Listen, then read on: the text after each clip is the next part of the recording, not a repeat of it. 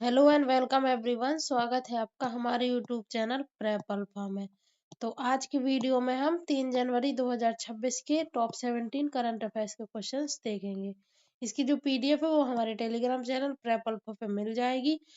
Link description box में दी हुई रहती है। आइए अब स्टार्ट करते हैं। आज का सबसे पहला क्वेश्चन है, हाल ही में किस देश ने अमेजन की डंक रहित मधुमक्खियों को कानूनी अधिकार प्रदान किए हैं? तो पेरू देश ने किए हैं। तो हाल ही में पेरू ने अमेजन वर्षा वन में पाई जाने वाली डंक रहित मधुमक्खियां, जिन्हें मेलिपोनेनी भी बोलते हैं, उन्हें कानूनी अधिकार प्रदान किए हैं। यह विश्व में पहली बार है जब किसी कीट को कानूनी रूप से एक इकाई या व्यक्ति के समान अधिकार दिए गए हैं। ये मधुमक्खियां अमेजन वर्षा वन के लगभग 80% परागण के लिए जिम्मेदार हैं। इनके बिना अमेजन की पारिस्थितिकी तंत्र गंभीर खतरे में पड़ सकती है। इनके पास डंक नहीं होता, लेकिन आत्मरक्षा के लिए काट सकती हैं, चिपचिपा पदार्थ छोड़ती हैं। इनका शहद अत्यधिक औषधीय और महंगा माना जाता है। अब मेलिपोनेनी मधुमक्खियां प्राचीन माया सभ्यता से पूजनीय रही है। इन्हें देवदूतों की मक्खियां भी कहा जाता है। अमेजन वर्षा वन है जो वो विश्व का सबसे बड़ा उष्णकटिबंधीय वर्षा वन है, और यह फैसला राइट्स ऑफ नेचर आंदोलन का हिस्सा है, जिसमें प्रकृति को भी कानूनी अधिकार दिए जा रहे हैं। इससे पहले नदियों और पहाड़ों को अधिकार मिले थे, लेकिन कीटों को पहली बार है जो अभी अधिकार मिले हैं कानूनी। अब नेक्स्ट क्वेश्चन नंबर 2 है, हाल ही में गिनी के राष्ट्रपति चुनाव में किसने जीत दर्ज की है? तो ममाडी डोम बोया ने। तो हाल ही में ममाडी डोम बोया ने गिनी के राष्ट्रपति के रूप में चुनाव जीता है। वे पूर्व में फ्रांसीसी सेना अधिकारी रह चुके हैं। सितंबर 2021 में उन्होंने तख्ता पलटकर सत्ता संभाली थी। उनका राष्ट्रपति बनना सैन्य शासन से नागरिक शासन में संक्रमण का विवादास्पद उदाहरण माना जा रहा है। अब जो गिनी है, गिनी की राजधानी है कोनार्की, मुद्रा है गिनीनियन फ्रैंक, और महत्वपूर्ण संसाधन यहाँ पाया जाता है बॉक्साइट, जो कि एल्यूमिनियम का एक अयस्क होता है। गिनी विश्व का सबसे बड़ा बॉक्साइट भंडार वाले देशों में शामिल है। अफ्रीका में हाल के वर्षों में माली, नाइजर, बुर्किना फासो जैसे देशों में भी तख्ता पलट हुए हैं।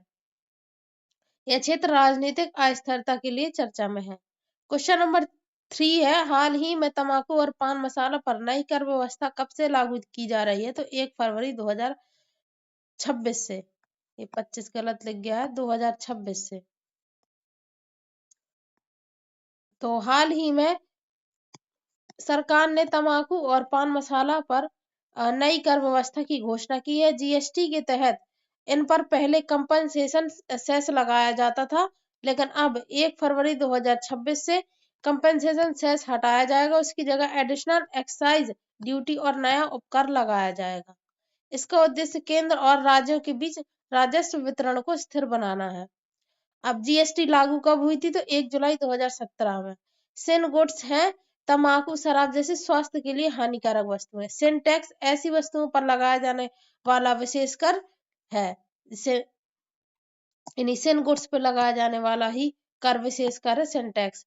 कंपनसेशन सेस की समय सीमा मार्च 2026 तक की थी। यह बदलाव आगामी बजट और कर सुधारों से जुड़ा है। क्वेश्चन नंबर 4 है, हाल ही में किस राज्य ने ऊर्जा अवसंरचना साइबर सुरक्षा समिति का गठन किया है? तो गुजरात ने। तो हाल ही में गुजरात ने ऊर्जा अवसंरचना की सुरक्षा के लिए साइबर सुरक्षा समिति का गठन किया है। इसका उद्देश्य बिजली ग्रिड, स्मार्ट मीटर और डिजिटल ऊर्जा नेटवर्क को साइबर हमलों से बचाना है। 2020 में मुंबई ग्रिड फेलियर जैसी घटनाओं के बाद यह कदम और भी महत्वपूर्ण हो गया है। भारत की पहली ऊर्जा नीति कब बनी थी? तो 2009 में। जामनगर विश्व की सबसे बड़ी तेल रिफाइनरी के रूप में जाना जाता है, और गुजरात नवीकरणीय ऊर्जा में अग्रणी राज्य है, और भारत स्मार्ट ग्रिड सिस्टम की ओर बढ़ रहा है। क्वेश्चन नंबर 5 है, हाल ही में भारत और पाकिस्तान के बीच किस सूची का आदान प्रदान किया गया है? तो परमाणु प्रतिष्ठानों की सूची। तो हाल ही में भारत और पाकिस्तान ने परमाणु प्रतिष्ठानों की सूची का आदान प्रदान किया है। यह प्रक्रिया हर वर्ष 1 जनवरी को होती है। इसका उद्देश्य युद्ध की स्थिति में एक दूसरे के परमाणु केंद्रों को निशाना बनाने से रोकना है। यह समझौता पहली बार कब हुआ था? तो 31 दिसंबर 1988 को। भारत की तरफ से शामिल हुए थे राजीव गांधी, और पाकिस्तान की तरफ से थे बेनजीर भुट्टो। यह एक कॉन्फिडेंस बिल्डिंग मेजर यानी कि CBM है। क्वेश्चन नंबर 6 है, हाल ही में किन उच्च न्यायालयों को नए मुख्य न्यायाधीश मिले हैं? तो Kerala high court, Patna high court और Meghalaya high court, 3 high court को। तो हाल ही में कोलेजियम प्रणाली के तहत नए मुख्य न्यायाधीशों की नियुक्ति हुई है। न्यायमूर्ति सोमेन जैन ये केरल हाई कोर्ट के नए मुख्य न्यायाधीश बने हैं। न्यायमूर्ति संगम कुमार साहू ये पटना हाई कोर्ट के हैं, और न्यायमूर्ति रेवती प्रशांत मोहिते डेरे ये मेघालय हाई कोर्ट की नई न्यायाधीश बनी है। कोलेजियम प्रणाली शुरू कब हुई थी? तो 1993 में। केरल हाईकोर्ट कोच्चि लक्षद्वीप क्षेत्राधिकार में है, और पटना हाईकोर्ट की स्थापना हुई थी 1916 में, और मेघालय हाईकोर्ट की स्थापना हुई थी 2013 में। क्वेश्चन नंबर 7 है, हाल ही में किस राज्य ने 8वें राज्य वेतन आयोग के गठन की घोषणा की है? तो असम ने। तो हाल ही में असम सरकार ने 8वें राज्य वेतन आयोग के गठन की घोषणा की है। वेतन आयोग सरकारी कर्मचारियों के वेतन, भत्ते और पेंशन की समीक्षा करता है। केंद्र में अब तक 7 केंद्रीय वेतन आयोग गठित हो चुके हैं। असम इस दिशा में पहल करने वाला अग्रणी राज्य बन गया है। अब असम के बारे में, तो असम भारत का सबसे बड़ा चाय उत्पादक राज्य भी है, और असम में डिगबोई है जो कि भारत का सबसे पुराना तेल कुआं के रूप में प्रसिद्ध है, और प्रशासनिक सुधारों में भी अग्रणी राज्य है असम। अब नेक्स्ट क्वेश्चन है, हाल ही में रूस ने किस देश की सीमा पर औसनिक परमाणु क्षमता वाली मिसाइल तैनात की है? तो बेलारूस में। तो हाल ही में रूस ने बेलारूस की सीमा पर परमाणु क्षमता से लैस औसनिक मिसाइल प्रणाली तैनात की है। रूस और बेलारूस के बीच 1999 में यूनियन स्टेट एग्रीमेंट हुआ था, जिसके तहत दोनों देश साझा रक्षा नीति अपनाते हैं। सोवियत संघ के विघटन जो कि 1991 के बाद से बेलारूस रूस का सबसे करीबी रणनीतिक सहयोगी रहा है। बेलारूस की सीमाएं हैं पोलैंड, लिथुआनिया और लातविया, इनसे आपसे लगती हैं इन सारे देशों से, जो कि नाटो देश से संबंधित है। इसलिए यह तैनाती नाटो के लिए सीधी चेतावनी मानी जा रही है। 2025 में रूस ने अपनी न्यूक्लियर डॉक्ट्रिन में बदलाव करते हुए कहा कि वह परमाणु शक्ति समर्थित गैर परमाणु देशों पर भी हमला कर सकता है। अब बेलारूस की राजधानी है मिन्स्क, और मुद्रा है इसकी बेलारूसी रूबल, और यह एक लैंड लॉक्ड कंट्री है। क्वेश्चन नंबर 8 है, हाल ही में MD एंड CEO के रूप में तरुण गर्ग को किस कंपनी में नियुक्त किया गया है? तो हुंडई मोटर इंडिया में। तो हाल ही में तरुण गर्ग को हुंडई मोटर इंडिया लिमिटेड का नया MD एंड CEO नियुक्त किया गया है। हुंडई एक दक्षिण कोरियाई ऑटोमोबाइल कंपनी है, जिसकी स्थापना 1967 में हुई थी। भारत में हुंडई का पहला प्लांट श्री पेरुंबदूर तमिलनाडु में 1998 में स्थापित किया गया था। भारत दुनिया का तीसरा सबसे बड़ा ऑटोमोबाइल बाजार है, और हुंडई यहाँ दूसरी सबसे बड़ी कार निर्माता कंपनी है। 2025 में हुंडई इंडिया ने भारत का अब तक का सबसे बड़ा IPO 27,870 करोड़ रुपए का लॉन्च किया है। क्वेश्चन नंबर 9 है, हाल ही में देश भर में वाईफाई कॉलिंग सेवा शुरू करने की घोषणा किसने की है? तो BSNL ने। तो हाल ही में BSNL ने पूरे भारत में वॉइस ओवर वाईफाई यानी कि वीओ वाईफाई सेवा शुरू करने की घोषणा की है। इस तकनीक के जरिए मोबाइल नेटवर्क न होने पर भी वाईफाई से कॉलिंग संभव होगी। यह सुविधा ग्रामीण, पहाड़ी और कमजोर नेटवर्क वाले क्षेत्रों के लिए बहुत उपयोगी है। भारत सरकार ने BSNL के पुनरुद्धार के लिए 89,000 करोड़ रुपए से अधिक का पैकेज स्वीकृत किया है, ताकि स्वदेशी 4G 5G को बढ़ावा मिल सके। BSNL के बारे में, तो BSNL की स्थापना हुई थी 15 सितंबर 2000 को। इसका मुख्यालय है नई दिल्ली में, और ये पूरी तरह से सरकारी कंपनी है। जैसे जियो और एयरटेल है तो ये प्राइवेट कंपनी है, लेकिन BSNL अभी भी पूरी तरह से सरकारी कंपनी है। क्वेश्चन नंबर 10 है, हाल ही में भारतीय वायुसेना के vice chief of air staff का पद किसने संभाला है? तो एयर मार्शल नागेश कपूर ने। तो एयर मार्शल नागेश कपूर ने हाल ही में भारतीय वायुसेना के उप प्रमुख का पदभार संभाला है। वाइस चीफ वायुसेना का दूसरा सबसे वरिष्ठ पद होता है। भारतीय वायुसेना की स्थापना 8 अक्टूबर 1932 को हुई थी। 2025 में वायुसेना तेजस Mk-1A और प्रचंड हेलीकॉप्टर जैसे स्वदेशी प्लेटफॉर्म पर जोर दे रही थी। क्वेश्चन नंबर 11 है, हाल ही में यूरो को अपनाने वाला 21वां देश कौन बना है? तो बुल्गारिया। तो हाल ही में बुल्गारिया ने यूरो को अपनी आधिकारिक मुद्रा के रूप में अपनाया है।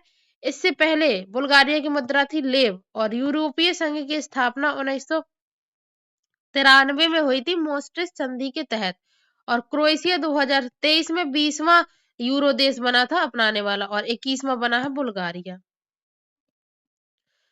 अब बुल्गारिया की राजधानी है सोफिया, राष्ट्रपति है रूमेन रादेव और यूरोजोन देश बन गया है 21वां। क्वेश्चन नंबर 12 है, हाल ही में भारत की सबसे पहली वंदे भारत स्लीपर ट्रेन किन शहरों के बीच चलाने की घोषणा की गई? तो गुवाहाटी से कोलकाता के बीच। तो हाल ही में रेल मंत्री अश्विनी वैष्णव ने पहली वंदे भारत स्लीपर ट्रेन की घोषणा की है। यह ट्रेन लंबी दूरी और रात्रि यात्रा के लिए डिजाइन की गई है। पहली वंदे भारत ट्रेन 2019 में दिल्ली से वाराणसी के बीच में चली थी। 2025 में रेलवे 3 संस्करणों पर काम कर रहा था, Vande Bharat chair car, Vande Bharat sleeper और वंदे भारत मेट्रो, जिसमें से अब ये स्टार्ट हो गई है सबसे पहले नंबर पे गुवाहाटी और कोलकाता में। क्वेश्चन नंबर 13 है, हाल ही में डीआरडीओ ने कौन सा स्थापना दिवस मनाया है? तो 68वां। तो हाल ही में डीआरडीओ ने 68वां स्थापना दिवस मनाया है। इसकी स्थापना कब हुई थी? 1958 में। Doctor APJ Abdul Kalam DRDO और आईजीएमडीपी के प्रमुख रहे हैं। 2025 में डीआरडीओ ने अग्नि 6 और जोरा व्हाइट लाइट टैंक पर काम किया है। डीआरडीओ का मुख्यालय है नई दिल्ली और इसके अध्यक्ष हैं doctor Sameer V Kamat. Question number 14 है, हाल ही में G7 की 2026 अध्यक्षता किस देश को सौंपी गई है? तो इटली। तो हाल ही में जर्मनी ने G7 2026 की अध्यक्षता इटली को सौंपी है। G7 का गठन कब हुआ था? 1975 में और 2024 का G7 शिखर सम्मेलन भी इटली में हुआ था, जिसमें भारत आमंत्रित देश था। अब इटली की प्रधानमंत्री है जॉर्जिया मेलोनी, राजधानी है इटली की रोम और FAO का मुख्यालय भी इटली के रोम में है। क्वेश्चन नंबर 15 है, हाल ही में डीआरडीओ ने प्रलय मिसाइल का परीक्षण कहाँ किया है? तो उड़ीसा के चांदीपुर में। हाल ही में डीआरडीओ ने प्रलय मिसाइल का सफल परीक्षण किया। यह क्वासी बैलिस्टिक सतह से सतह मिसाइल है। इसकी रेंज है 150 से लेकर 500 किलोमीटर। चांदीपुर स्थित आईटीआर एक अनोखा स्थल है जहां ज्वार के समय समुद्र पीछे चला जाता है। क्वेश्चन नंबर 16 है, हाल ही में YJ-20 हाइपरसोनिक एंटी-शिप मिसाइल किस देश ने विकसित की है? तो चीन ने। हाल ही में चर्चा में रही YJ-20 चीन द्वारा विकसित हाइपरसोनिक मिसाइल है। हाइपरसोनिक गति है मैच 5 से भी अधिक। यह मिसाइल एयरक्राफ्ट कैरियर को निशाना बनाने में सक्षम है। दक्षिण चीन सागर में चीन की सैन्य रणनीति का अहम हिस्सा है। क्वेश्चन नंबर 17 है, हाल ही में गान नगई त्योहार किस राज्य में मनाया गया है? तो मणिपुर में। तो हाल ही में मणिपुर में गान नगई त्योहार मनाया गया है। यह जेलियांगरोंग जनजाति का प्रमुख त्योहार है। यह फसल एकता और शांति का प्रतीक है। मणिपुर की लोकटक झील विश्व की एकमात्र तैरती झील भी है और मणिपुर की राजधानी है इम्फाल और शास्त्रीय नृत्य है यहाँ का मणिपुरी या रासलीला भी बोलते हैं। तो ये थे हमारे टॉप 17 आज के current affairs questions. I hope आपको वीडियो पसंद आया होगा। अगर पसंद आया हो तो एक लाइक जरूर करें, शेयर करें एंड चैनल को भी सब्सक्राइब जरूर कर लें ताकि आपसे डेली करंट अफेयर्स का कोई भी वीडियो मिस ना हो। Thanks for watching. पढ़ाई करते रहिए। All the very best.